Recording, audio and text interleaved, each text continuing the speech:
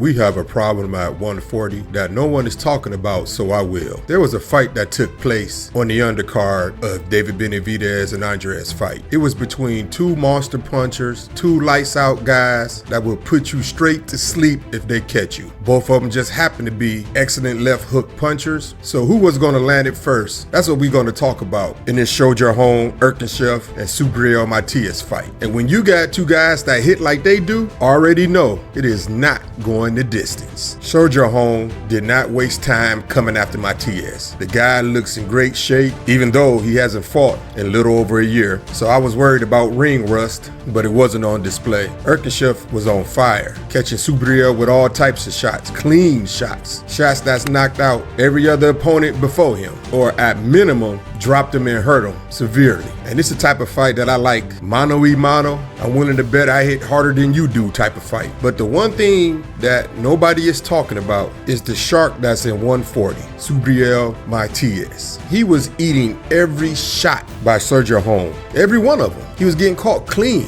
by a guy that got bricks in his hands, and it didn't slow him down. He kept coming forward. The pressure was great. He kind of reminded me of a young Felix Trinidad, same type of pressure fighter. Even when I was watching this fight, even though Subriel Matias was getting caught clean in the early rounds, I was saying to myself, this guy got a chin on him. It's ridiculous. And then I guess Subriel Matias said, okay, enough of this. I tasted this guy power. It ain't enough to slow me down. It's time to step it up and get him out of there. And when he started pouring it on, Ergashev was probably telling himself, good God, what do I got to hit this guy with? I hit him with my best shots, and he's still moving. That got to be so discouraging for a power puncher, a guy that is known to knock people out, to come to a realization that I ain't got enough. And you can tell, even though Ergashev was still attempted to hit him with them haymakers in between the rounds, you can tell it was a little bit of discouraged to him. But that's what you expect out of Subriel Matias, the IBF champion at 140, that nobody want that smoke, and I don't blame him. He only has one loss on his record, but he has 20 wins and 20 knockouts. So there's a good chance if you're his opponent, you might as well bring that pillow and blanket. If you tired,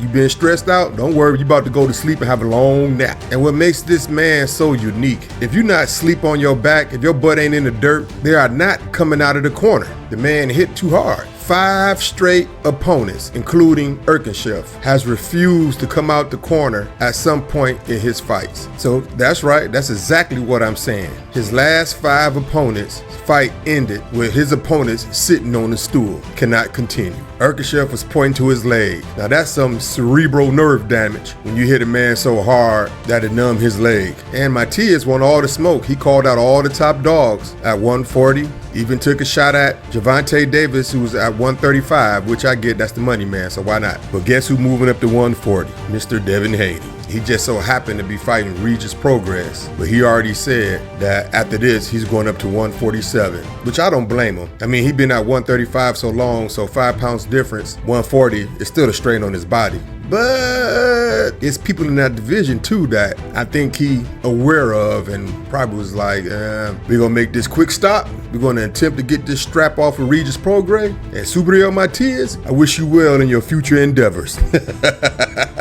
He ain't about to fight that man. And only time will tell who will. So if y'all want a channel that just don't talk about the top heavy guys, the 1%ers, you know who I'm talking about, the Crawfords, the Davises, the Canelos, all of them, all the big guys, which I will cover. But if you want true variety, because there are amazing fighters out there that no one is really aware of. You have to be a pure hardcore boxing guy. So I'm trying to enlighten everyone, the casuals and the hardcores, about these other guys that need to be seen. So y'all follow y'all boy, because I will make sure fighters like Ergashev and Subriel Matias get exposure. Somebody got to talk about these guys, and I don't have a problem doing it. I'm Big Jim OG. Comment down below, like and subscribe, and I'm out.